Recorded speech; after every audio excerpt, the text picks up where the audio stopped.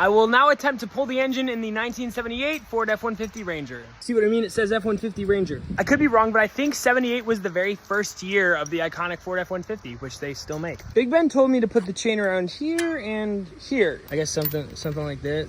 All right, there we go. Okay, now this side. And then I have it, I guess, something like that. Does that look nice? Now we're gonna get the stand lined up, but the driveway slopes downhill. Touch a little bit. See what I'm saying? I'm just gonna start it out leaning up against the frame.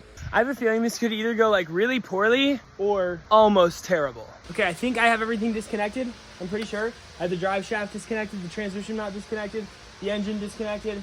I think this is it. I thought this was just gonna slide out of there real nice and easy, but obviously it's hung up on that. And I think this is the engine mount right there. And then here on the passenger side, there's another one that's also hung up on that bracket. So I'm pretty sure at least one of these got to come off. Okay, so I'm trying to take this one off, but I had to remove the oil filter, but literally water is just like dripping out of the oil filter.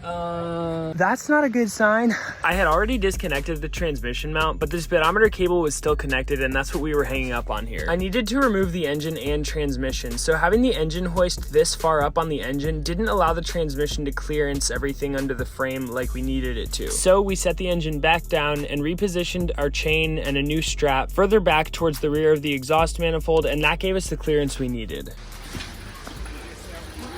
Completely airborne? Yeah, we're out. Let's go! Yeah, buddy! Thanks, Zay. Appreciate it, Bernie. That's a W.